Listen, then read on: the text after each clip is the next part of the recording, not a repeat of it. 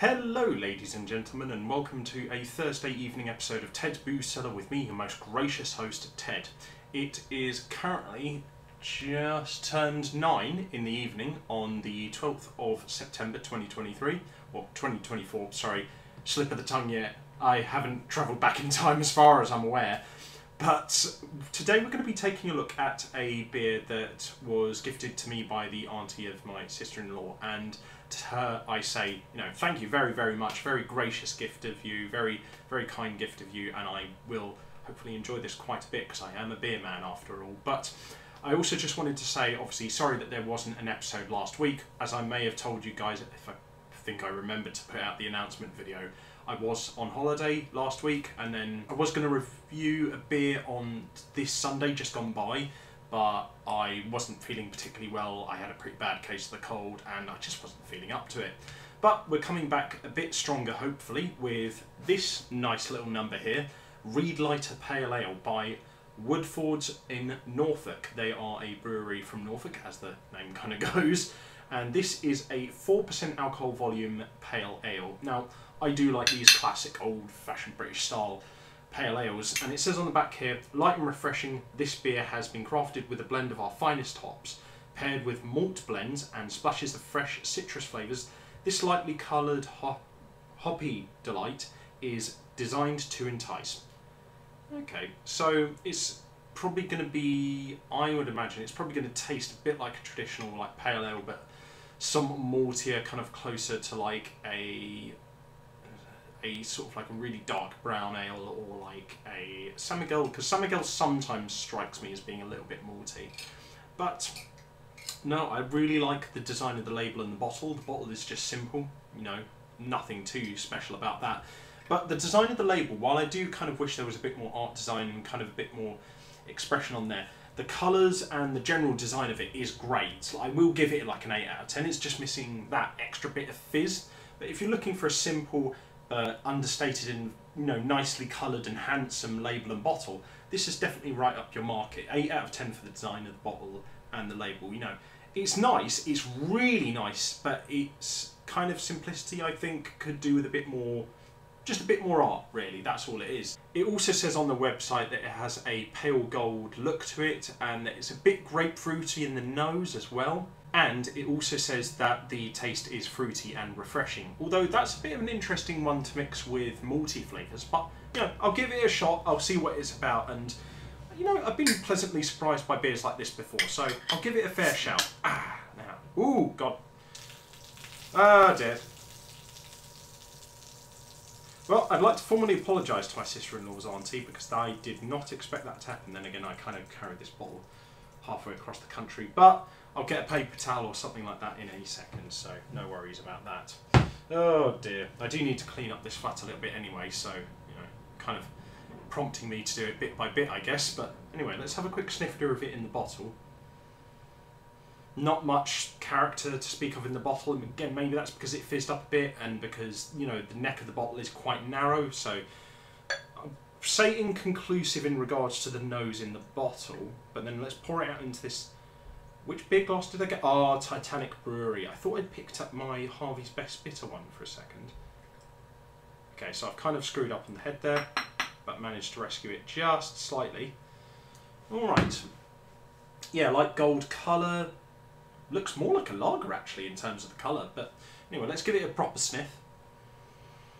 Ooh, yeah, that is a nice nose, actually. Understated, mildly grapefruity. A little bit of sort of a punchy, kind of almost dried fruit flavour. Yeah, it smells nice. It smells really nice. It's just not a huge amount of character to the nose, but it's it does smell really, really good. So I'll give the nose a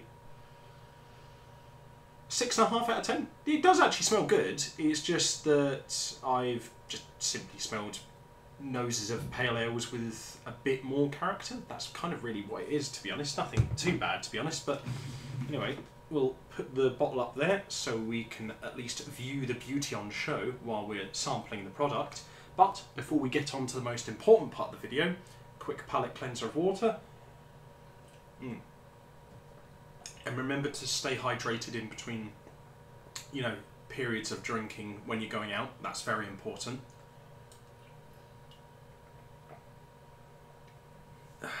And then on to the most important part of the video, which is to see what this sucker tastes like. So to everyone at home, responsible drinking as always, and to everyone watching at home or while you're going home from work, I hope you have a good weekend ahead. Bottoms up.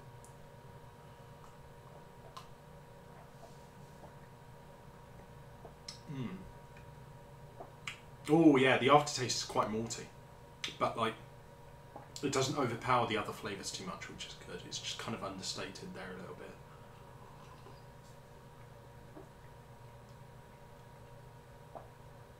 And with how much they were talking about like the fruity aspects of the flavour in terms of like the nose and the actual taste, I was kind of worried they'd make this quite sweet, but to be honest with you, it's really actually not too sweet at all. It's like got a little bit of like fruitiness undercutting like the bitterness and then also that maltiness at the end, but it's not sweet too much at all. So if you're worried about a ale being a bit sweet, then this is probably right up your street actually, because it cuts a really fine line and stays on it really well between being fruity and being a little bit bitter, and then also having that maltiness to kind of undercut everything at the end.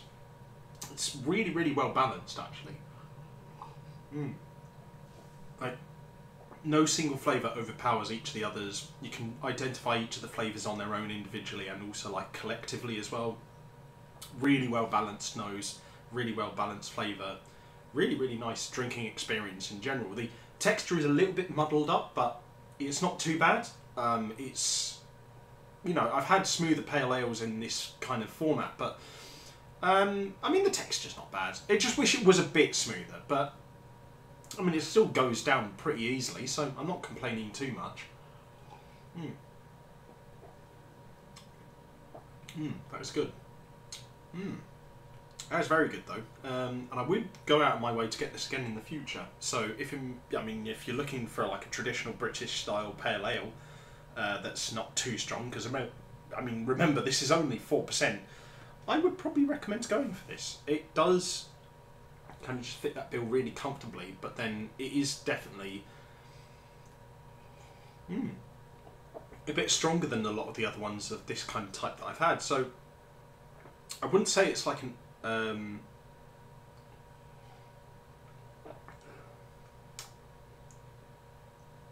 it's probably not on the level of Old Man by Longman Brewery, because that is pretty unassailable as things go in terms of what is my favourite ale.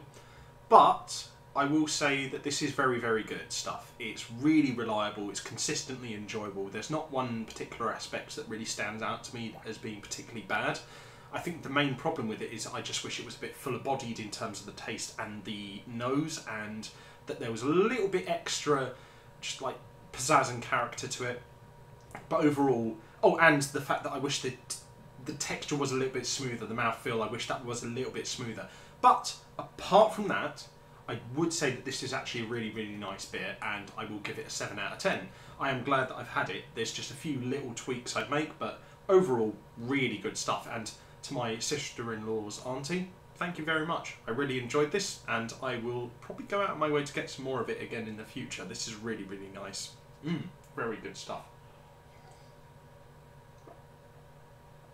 I only wish I had a couple more bottles of it, to be honest, but to be fair, the fine people at Woodforde's in Norfolk do have a few other beers, so if I remember to, I'll try and remember to leave the link to their website in the video description down below, but otherwise I would recommend looking into them on your own time, because, I mean, if this is anything to go by, then the rest of their beers will be pretty good. So, if you liked this video, leave a like, share and subscribe. If you have any suggestions for not just beers or other alcohols that I review, but video formats and video ideas for me to do in the future, then do let me know in the comment section down below, along with anything else that you might have agreed or disagreed with in particular. Check out my social medias in the video description down below, and all my other YouTube channels as well. And yeah, if you liked this video, leave a like, share and subscribe. If you have any suggestions, comment section. And until next time, have fun, stay safe with whatever you're doing, don't do anything I wouldn't do, wash your hands, drink responsibly, know your limits, and I'll see you guys at the bar next time on Ted's Booze Cellar. Bye bye for now. Nice stuff. And now I've got to clear this up. Oh, God.